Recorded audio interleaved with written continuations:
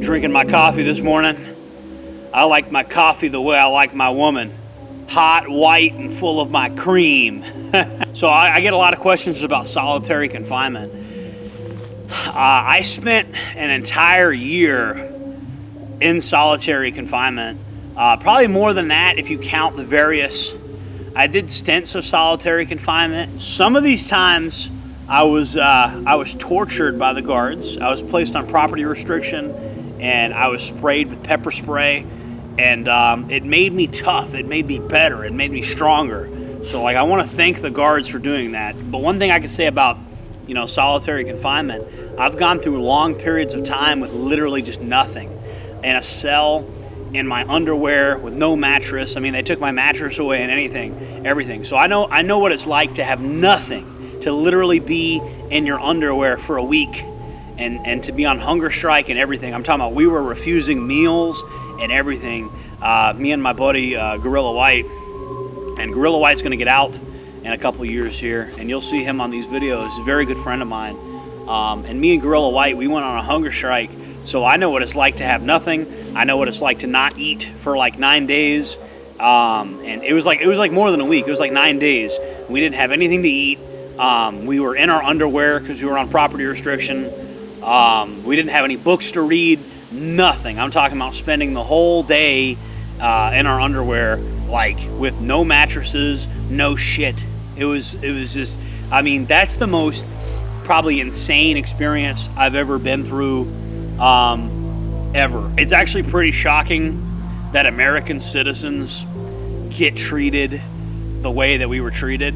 And I don't blame the individual guards for it, because this is a policy issue where they have a system where they have too many freaking people, and they have to have order somehow, and they have to terrorize the inmates in order to maintain order, because there's just too many inmates. I've done this in other videos and stuff like that. I don't blame the individual guards. I just think it's a broken system, and most of the guards told me they didn't want to do that. But like I said, I'm glad that this experience happened to me. At the end of the day, I'm glad that I've experienced trauma and hardship, because this is going to make me stronger for, I believe, the society we're headed into. I think shit hit the fan is going to happen. Obviously, I'm a prepper. I'm a survivalist. And what solitary confinement taught me was that, when you have nothing, absolutely nothing but your underwear, and you're freezing cold. I'm talking about right now it's 40 degrees. Imagine being in a cell in your underwear, shivering, and you can't even sleep, and you don't even have a mattress to sleep on. And the only way you can get warmed up is by making those guards gas you with pepper spray, CS gas or whatever. I'm talking about, man, it was a hell of an experience, and I've been cell extracted several times. The first time I ever got cell extracted really wasn't that fun, because it was the shock of that level of tear gas on me while I was in my underwear. Like, I'd never experienced that ever. I was really panicking. I was really freaking out. But the second time, it wasn't nothing. I literally just did this on my face, and I was fine. It wasn't even bad after that. The amount of pepper spray I've been subjected to now, it just doesn't hurt me like it used to.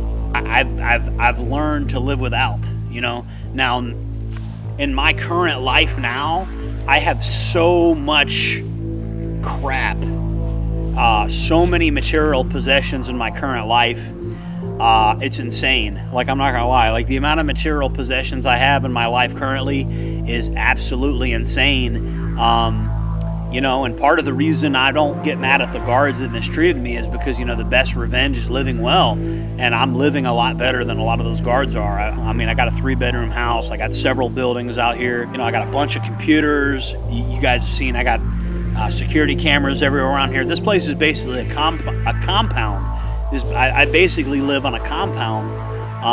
And I've actually built a prison of my own making. This place is set up somewhat like a prison. It's kind of strange.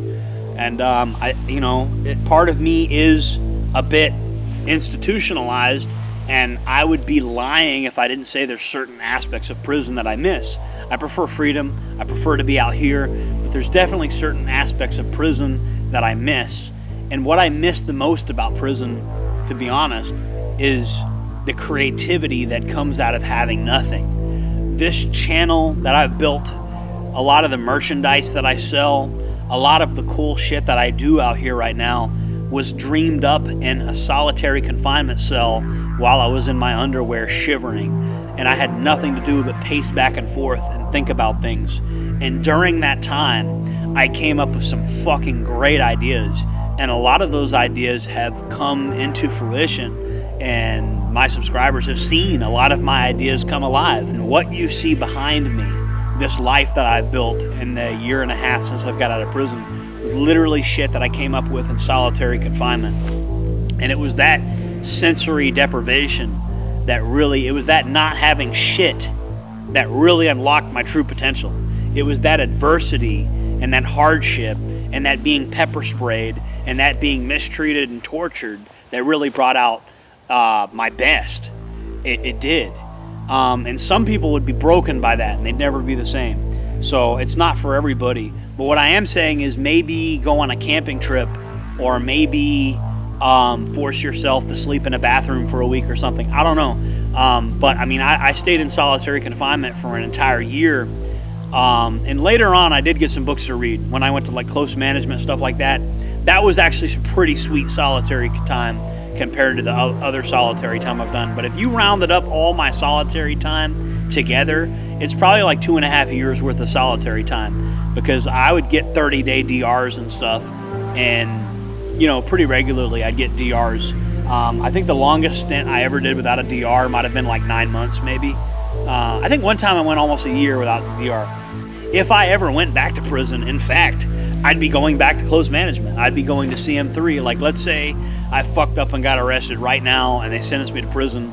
I would have no choice but to go back to CM3. That I'd probably go right back to Santa Rosa, which is actually where I EOS'd from. So it's funny how I'm out here now and I'm more or less like a model citizen, even though in prison I wasn't a model inmate.